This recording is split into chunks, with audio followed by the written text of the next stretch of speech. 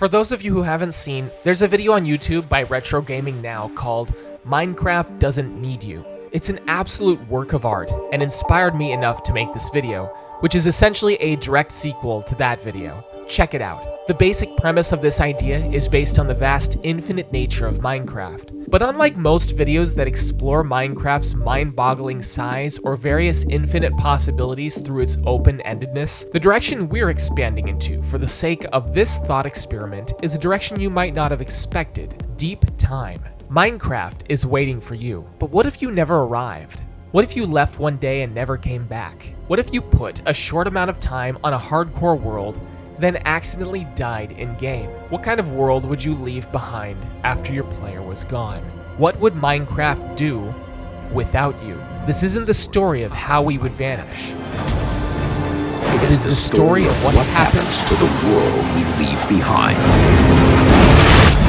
In this episode of Minecraft. After Minecraft. So, a few ground rules. The issue with mobs not operating after the players disappeared, or even chunks not loading, has been a raised issue. We have to make some migrations in terms of how Minecraft operates to make what we're exploring possible. We need to imagine a computer that can run the game forever, and can run all chunks loaded, like the whole world. A 60 million by 60 million radius. Not only that, but entity processing and that the hostile mobs that spawn in light absent areas to be uniformal across the world. This is substantially different to how Minecraft currently does it in a sphere around the player, and many would argue that these changes, while impossible, are also a deviation from vanilla Minecraft. While this is technically a deviation, in my mind's eye, it's a deviation towards what Minecraft intends. You see, Minecraft and most any other games do not have the processing power to run all the areas you aren't at, as well as all the areas you can't get to, despite the fact that the narrative of the game takes place in its own universe. So, game mechanics are usually designed to create the illusion that you are in a universe where all the things going on beyond our immediate point of view are going on. Your mom's upstairs, your extended family is in California having dinner, deep sea creatures are still somehow existing at thousands of feet under the ocean.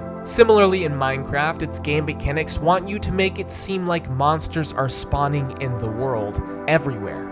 And are everywhere. That the far-off villages thousands of blocks from you that night are suffering the same battle you are at the village next to your base. Most games are essentially an interactive version of The Truman Show. And if we subside that with our imaginary supercomputer that can run all of a Minecraft world in the way that it appears around the player, I would put that in a space between vanilla Minecraft and non-vanilla Minecraft that we can label intended Minecraft. Only the primary difference being that no player is in the world, and that mobs pathfinding for non-localized mobs is truly random. So if we start this world that operates forever without you, what will eventually happen? Over the course of days and weeks, not much. Mob behavior continues as usual, but if you've played a world for a while, you'll notice a lot of random grass blocks in places where enough time has passed for a lot of Endermen to be working their magic ability to rearrange, picking up and placing blocks. What if we add more time to that mechanic?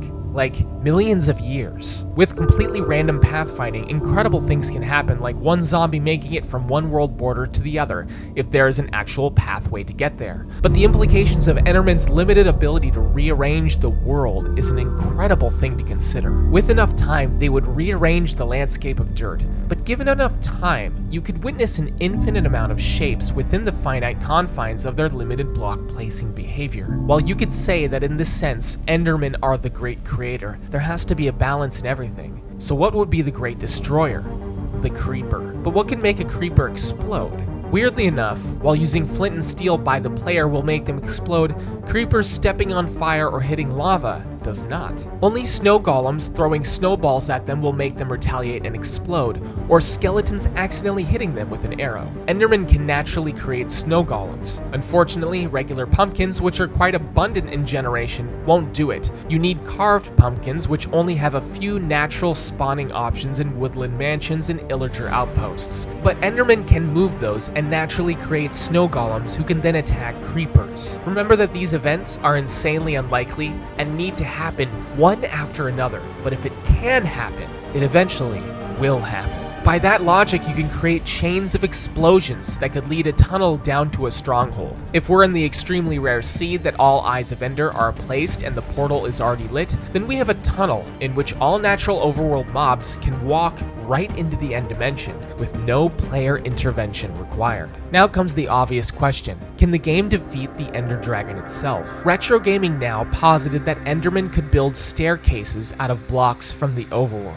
But the Ender Dragon destroys anything that isn't bedrock, obsidian, or endstone, which means that any staircase attempts would be destroyed faster than Enderman could ever place them. I just tried manually building these staircases in creative, and even as I was doing it, every couple of minutes, the dragon would blow a huge hole in the structure. There is no way that the millions of years or however long it would take for these blocks to be placed to reach the crystals, that the dragon wouldn't destroy them faster than the Enderman could build. The crystals could not be destroyed this way.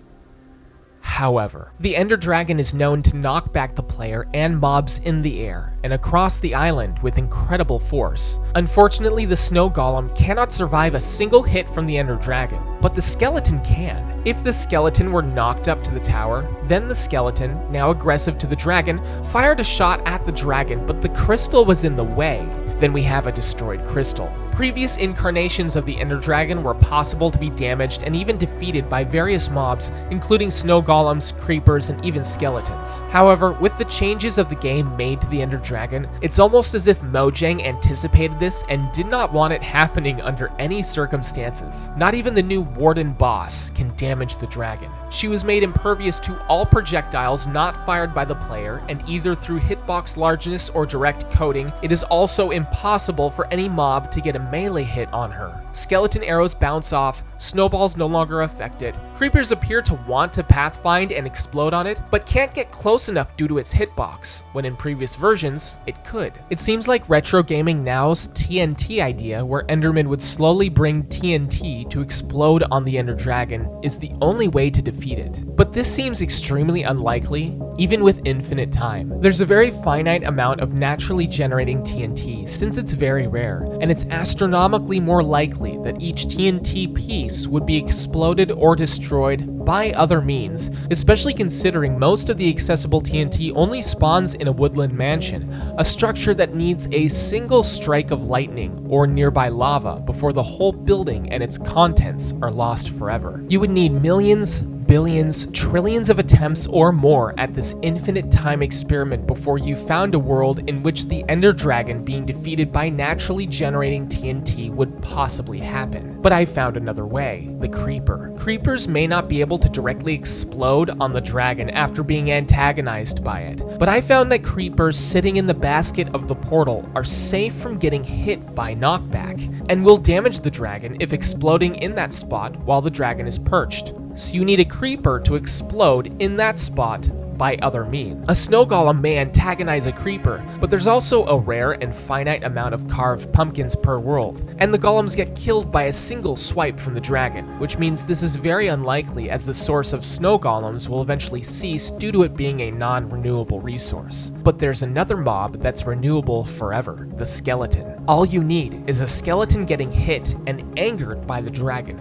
firing at the dragon, missing, and hitting the creeper in the basket, which makes the creeper explode on the skeleton, damaging the dragon. Because this chain of events can happen over and over again forever, it's much more likely as the proposed solution to have the game eventually defeat the dragon by itself. With no health regeneration, after so many creeper explosions this way, we finally have a dead dragon. So Minecraft can eventually beat itself. What else can it do? The first concern is fully connected dimensions. Retro Gaming Now said in his video that if we had a version of the portal where the obsidian frame is one block from being completed, intersects with an exposed desert lava bed, and an Enderman removes some sand blocks for water to hit that lava, we have a completed obsidian portal frame. But lightning actually does strike in the desert, so this is the most likely way that the portal could be lit. There are also seeds that have completed nether portals already, such as this seed where an incomplete nether portal is merged with obsidian in a woodland mansion, which is next to a lava source that sets the mansion on fire, which, depending on the fire's RNG, most of the time should light the portal. In this case, you would have a portal right away from the very start. But both of these situations require certain seeds. What about the rest of the worlds? Enderman can destroy lava with falling sand, and can create obsidian by directing water flow with the removal of blocks. This and a lava pool that has a depth of 5 blocks and a width of 4 anywhere along the body of lava is what we need to slowly have Enderman create an obsidian frame, which then only needs a strike of lightning. It's so rare that it might not happen on every infinite world sequence, but this allows a large percentage of Minecraft Forever Alone worlds to join the naturally lit Nether Portal Club. As Retro Gaming Now says in his video, there's not much to do in the Nether. What's more interesting are the mobs that could wander out of it,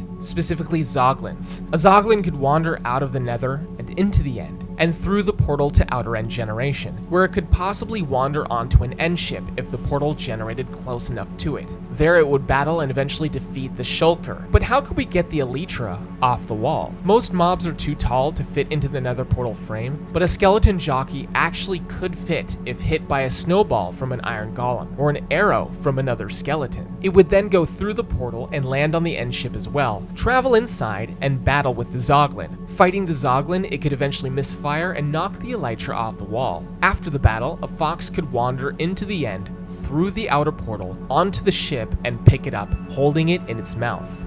We have now covered as far as Retro Gaming Now's video goes, and dealt with some of the concepts and tried modifying the experiment and its answers a bit. But is this the end? Watching this amazing video gave me a couple ideas. If the end portal generated close enough, the fox could go back to the main end island, back to the overworld, and by a sweet berry bush or a dead chicken could let go of the Elytra to focus on those. If a zombie walks over the Elytra before it despawns, the zombie could automatically equip the Elytra. Or, if we forget the fox, go back to the Elytra being on the ground in the end ship. Instead of a fox wandering in, a baby zombie could wander in and equip it right away. Now, amazingly enough, there's an entity tag you can use in commands that will allow zombies to actually glide forward with the Elytra, though it looks weird as hell. It can be debated whether or not using this command would cross the line in this experiment's lack of player involvement rule, but if you're willing to set it at the initial conditions of starting the world, if you leave Minecraft alone to play itself,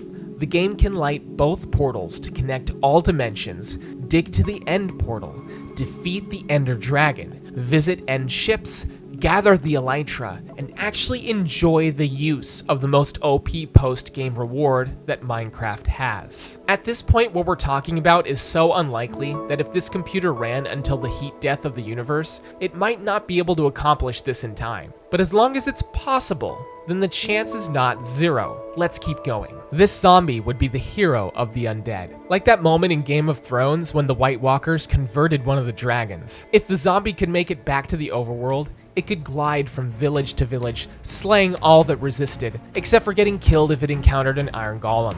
Whoops, villagers can't pick up items, but it would be hilarious if they could. I imagine the villagers fighting over it, never in the history of Minecraft having something like this turn up in their village and adding it to their loot chests. The Nether equivalent of this is a fox wandering all the way back to the Nether with the Elytra and dropping the Elytra because it wants pork, then a piglin can equip the Elytra as well, though I don't know if they could glide with it. But what else is possible? In 1.9 snapshot 15W31A, iron blocks were added to the end ships. The configuration was a flat 3x3 area, and it would take this configuration to be vertical in order for the Enderman to wander in with a pumpkin and spawn an iron golem. But Enderman can't fit through the portal, iron golems naturally spawn with villages anyway, and all it has to do is fall down a small ways to forget it was ever part of a village and wander off. So bound and unbound iron golems are not that hard to achieve naturally. But still, this would have produced an iron golem in an otherwise impossible spot for the iron golem to naturally travel to. But in Minecraft Snapshot 1.9 15W33C, they temporarily replaced the iron blocks with a single hopper to generate on the floor of the end. Unfortunately, it's in the middle of the ship's floor as opposed to the elytra, which is on the far side of the ship's wall. This is the only instance in the entire history of Minecraft that a hopper has generated naturally, anywhere, and it's just a few blocks from sucking up our elytra, allowing it to be naturally stored. So close. You could have a fox pick it up, and then a chicken wander through the previous outlined path of the two portals and onto the end ship, and have the fox on the hopper square at the moment it killed the chicken, to drop the elytra into the hopper to have the game naturally store its hard-won prize. I was excited about ghasts because given enough time, ghasts are wandering all over the overworld, and a few of them might even get into the end. But if they get into the end before the Ender Dragon is killed, they're gonna be killed by the Ender Dragon very quickly. The ghast will not retaliate because the ghast does not retaliate against anyone. The ghast will only shoot fire charges at the player, no other mob ever. This means that ghasts cannot wreak havoc on the overworld, setting fire to everything in a Minecraft after people, which is also a world in which phantoms will never exist. But what other interesting things could happen? Bear with me on this, but if village generation is correct, it could produce a naturally generating iron farm. You need the correct generation and then the correct Enderman manipulation, but if a large water source is relatively nearby and higher than the village, which is possible for villages near mountain biomes, then if Enderman could manipulate the water paths with block placement enough, you could have a village in which the villagers are trapped inside because the village is buried in water flow, streams which carry away all generated iron golems until they're no longer part of the village, allowing iron golems to be continually spawned. If the water flow abruptly ends at the edge of a ravine, the iron golems could be dropped in and then either killed by lava or stuck in a crevice and shot by skeletons from above. In the 2x2 pit where they die, if there's a 1x1 hole further under that, some of the iron can drop to a safe place. The iron could never be stored. But if foxes could reach the loot via a random path, they could pick up the iron in their mouths and disseminate the processed metal throughout the overworld. Such a process, since the village is protected from Enderman manipulation, raids, and mob attacks via the water, could be safe in this forever world for a long time. Its iron-producing capability preserved for eons. The villagers trapped, but never allowed to die, as the Iron Golem genocide continues long after we're dead. Now, there's a few versions of Minecraft in which changes to the game were made, which turns this experiment into absolute chaos. The first one is for Minecraft 1.10, when they added Enderman to the Nether. They gave Enderman the ability to also pick up Netherrack, and this was the case not for a short amount of time, but for the next 5 versions of the game. In 1.16, the ability was revoked, as well as the ability for Enderman to place blocks on bedrock.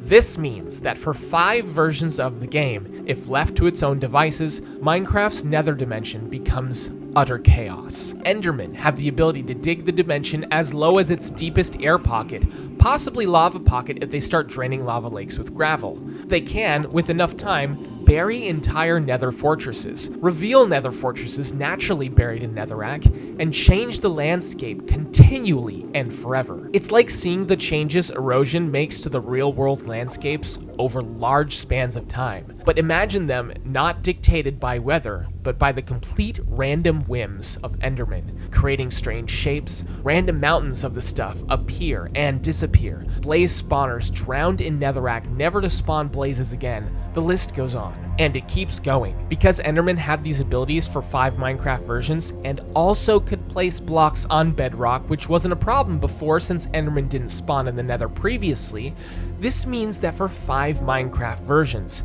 Enderman could take netherrack above the nether ceiling and start making things spawnable up there. In concert with this experiment, tons of the nether landscape is completely removed from the nether's dimensions, and a new nether is slowly constructed on top of the nether's bedrock ceiling, enabling spawns and ghasts that can fly unrestricted in the clear blood-red nether air. Adding deep time to these mechanics also allows Enderman to dispense netherrack all over the overworld and even some in the end, eventually burying naturally generating structures and overall landscapes in the overworld as well, when further time is considered. But as staggering as the magnitude of what we're discussing might be, there's a point in Minecraft history that makes the game way more broken than this. Introducing Minecraft Beta 1.8, prior to the official 1.0 Minecraft release. Beta 1.8 is when Notch first released Enderman to the game. They had a lot of cool original features, like green eyes and black smoke particles rather than the current purple ones. But what really turns this experiment on its head is that Enderman originally had the ability to move any block. That's right, wood planks from your house, glass planes from your house,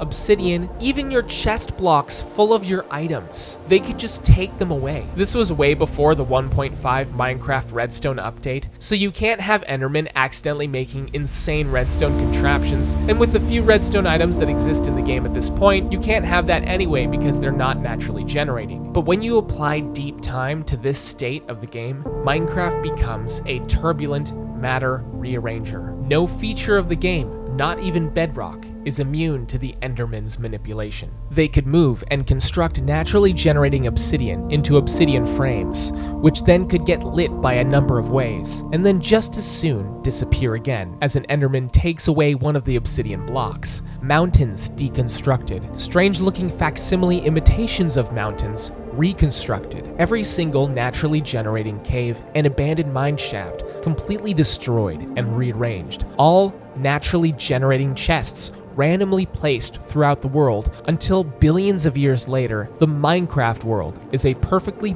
balanced mash of random block soup with everything that generates naturally in Minecraft Beta 1.8, all in completely random positions, and occasionally producing strange and sometimes even beautiful randomly ordered structures. But that is not the ultimate fate of this Minecraft world. You see, Endermen can't move lava or water, but they can be pushed into either by mobs or other Endermen. If this happens enough times, they will die. If they die while holding a block, that's one block that is taken away from this world forever.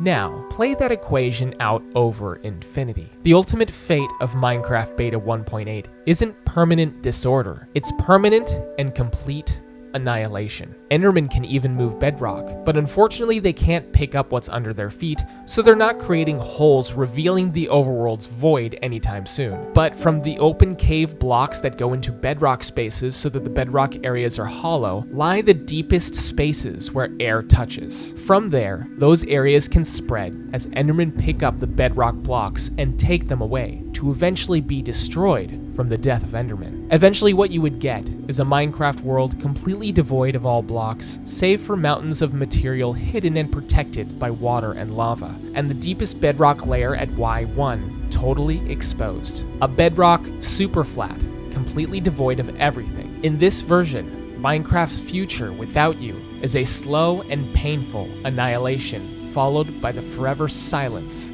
of nothingness. Which leaves me wondering, is this future of emptiness and death possible in other Minecraft versions? What's the ultimate future of your Minecraft world? We'll cover that topic in the next video. I'm going to tell you something that might be hard to believe. The cure for cancer, time travel, teleportation, anything that is physically possible within the limits of the laws of physics has already been invented here on Earth. The Library of Babel is a website built by Jonathan Basile, which has an algorithm that has generated every theoretical 3,200 character text that could ever exist. If you take a moment to try and conceive of that, in addition to all the answers our society could need in terms of innovation, everything you've ever said, everything you ever will say, exists in this library. Unfortunately, digging through this library is a treasure hunt in which you're less likely to find those things than you are to win the lottery 100 times in a row. Because with every coherent page that could ever exist, comes with it every random, incomprehensible combination of letters which will absolutely bury all of these things that we can find meaningful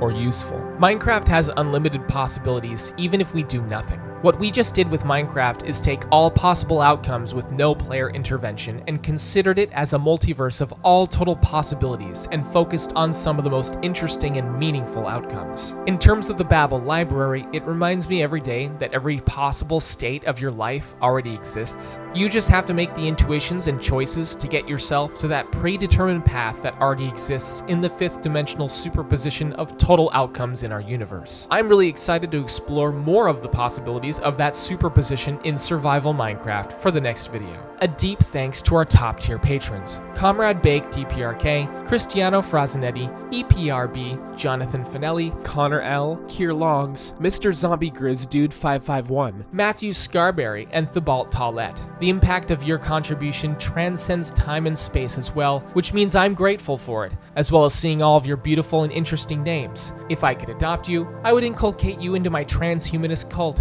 which aims to extend consciousness beyond normal spans of time so that we might be able to ponder deep questions like this for required longer spans of time that extend